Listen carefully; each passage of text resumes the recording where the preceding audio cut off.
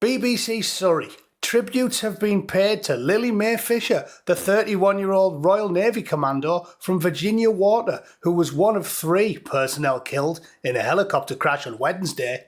Strange, they sort of glossed over the 2 fellas, didn't they? UK Defence in Poland.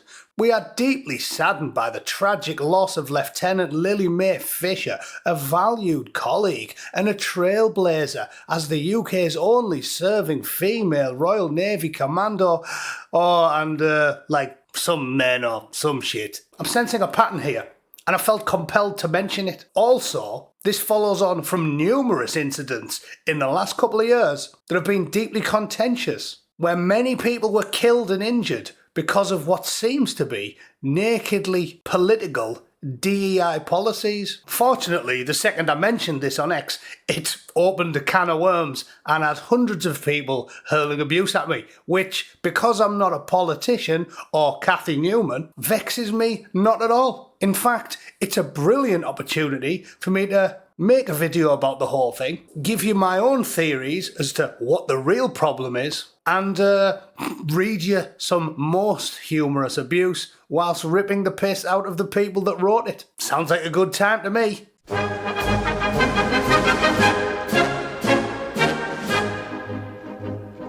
Okay, if you live under a rock and you didn't hear, there was a tragic incident on Wednesday. 3 people died. I'm sure you heard all about the woman, probably not the 2 unfortunate men alongside her. This whole thing started because Special Ops magazine, like everybody else in the media, wrote a massive page-long glope about the bird who was involved in this crash, but barely made a mention of the 2 other people involved. Indeed, there's 5 paragraphs here, and the only mention they get is at the very foot of the story, where it says, she was killed on a final assessment of flying training. She died alongside Lieutenant Commander Chris Gayson and Petty Officer Owen Green. Okay, tragic. Obviously, you only get the image of her as well. Obviously, it's a sad story. Only a total prick would speak ill of the dead, which is, well, why I didn't do that. I simply said, this is going to upset people, but it's true. It's well known that Pip Tattersall, that's the first female commando, didn't really earn her green lid either.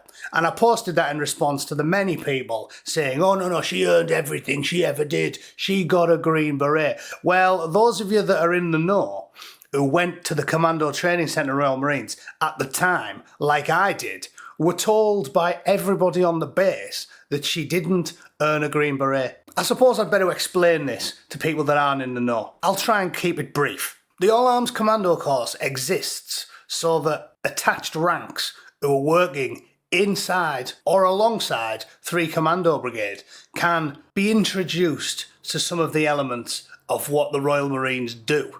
Many people have argued, myself included, that it is just more pointless badge collecting for the officers that like to go down there, get the green lid after doing a short course. It used to be 8 weeks when I was in. I believe they've lengthened it, but ultimately, if you're an attached rank like 5-9 Commando, engineers, or 2-9 Commando, artillery, you don't really need to be doing all this stuff, because when you deploy anywhere, you're going to be doing artillery and engineering, or if you're in the Navy, you're going to be a medic doing medical care, giving medical care to Royal Marines injured in combat, or you're going to be a pilot piloting the aircraft in theatre.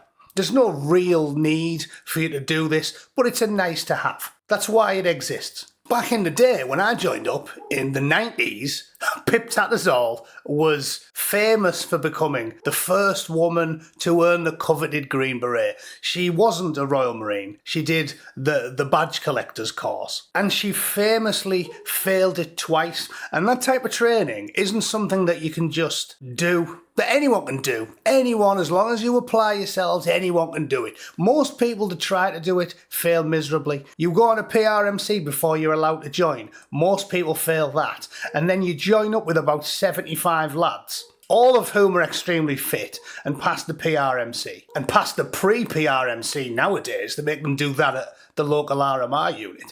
And then of that 75, a small fraction pass. I know we live in a world where everybody gets told there can be everything. The ugliest woman in the world can be a model. The worst singer in the world can be a pop star. The shortest, fattest dwarf in the country can be a professional basketball player. This is the world we've created, but it's not reality. And that is the crux of the issue. Pip Tattersall failed miserably twice, and on the third occasion, everybody in the corps at the time knew it. She still couldn't pass because it gets harder the more you do it, not easier. Every year you age, every time you flunk out, your back and your knees get a little bit more dodgy. So she couldn't pass, she kept failing. Everybody knows she went down to the bottom field by herself with a PDI apparently, with nobody else present.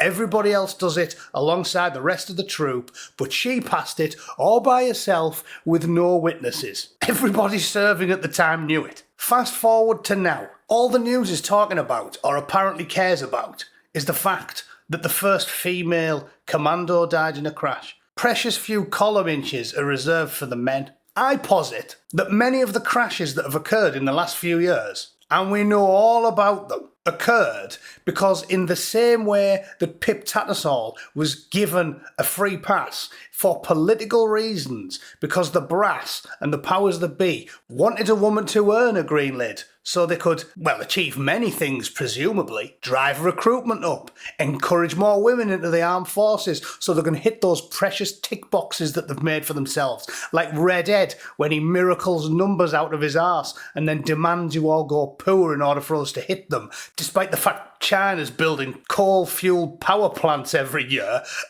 It's preposterous. They create these situations and then they massage reality to allow them to hit these targets they set for themselves. And I didn't speak ill of the dead. I simply said I had questions. Why might I have questions? Well, I'll just give you the whistle-stop version. This is Jenny Blaylock, also known as TN Flygirl. She's was an aviation vlogger and private pilot who, along with her father, James Blaylock, was killed in a tragic single-engine plane crash on December the 7th, 2023. The fatal crash, which occurred in Giles County, Tennessee, was attributed by the National Transportation Safety Board to a loss of aircraft control and pilot error. I learned about her because I watched this YouTube video where a professional pilot went through the final report by the NTSB, and many people commented underneath in agreement with his conclusions that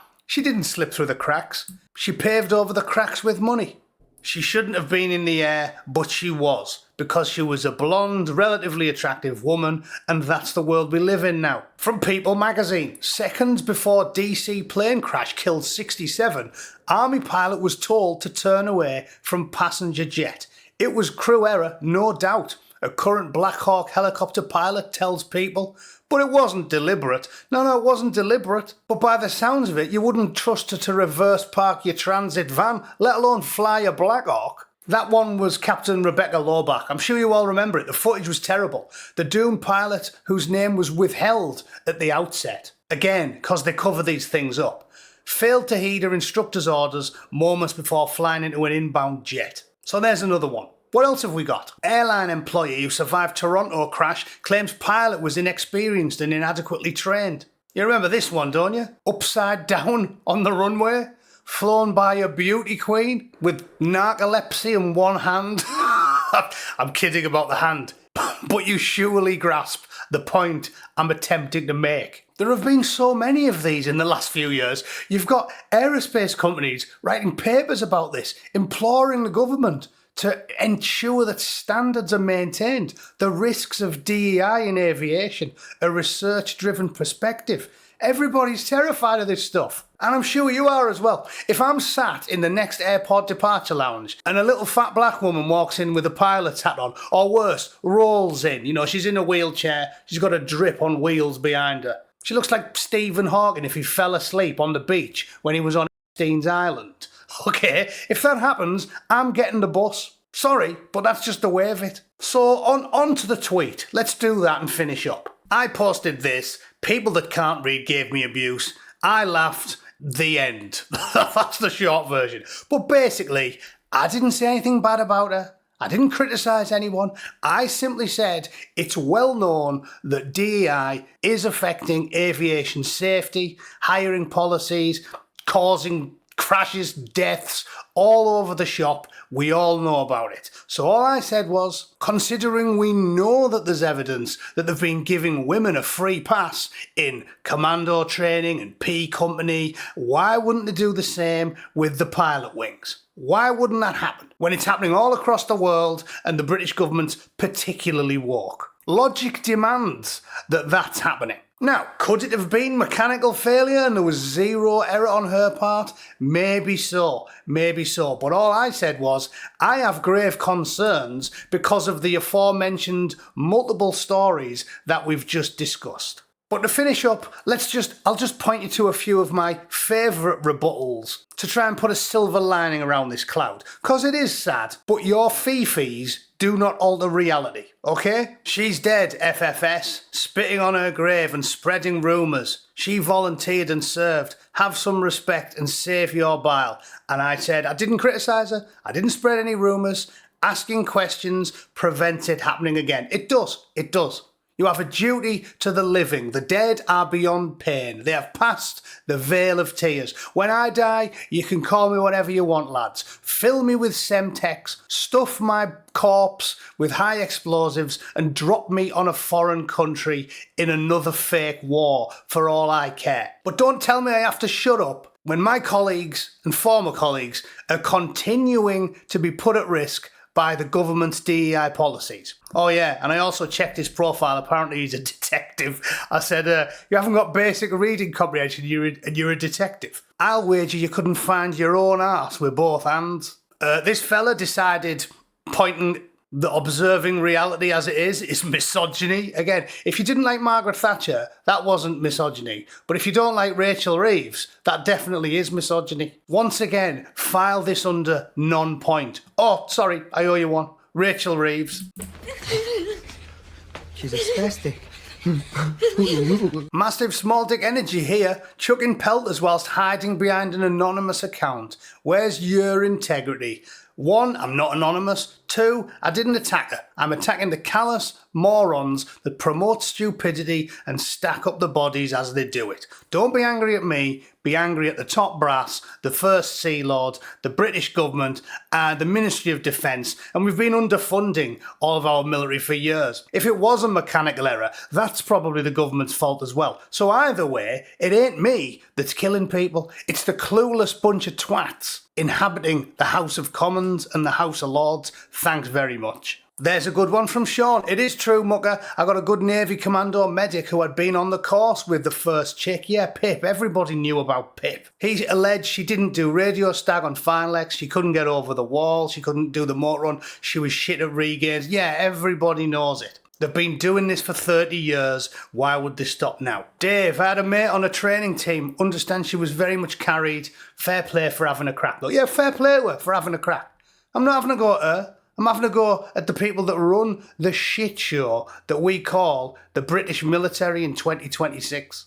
Oh yeah, and someone sent me that MAGA lawmaker. Did DEI play a role in the deadly DC plane crash? Yeah, it definitely did. So to sum up, 3 people died in a tragic accident. However, I still have grave concerns that tragic accident was possibly, likely, due to cuts in the British military, best case scenario, or DEI, worst case scenario, which may be true because apparently she held the stick and she was being trained by one of the fellas who was with her. And as we've just talked about, if they're giving free passes to women for their political aims to hit some quotas they've invented, it can occur quite easily, even with an experienced instructor alongside them. That's clearly what happened in DC, and I reckon that's probably what happened here.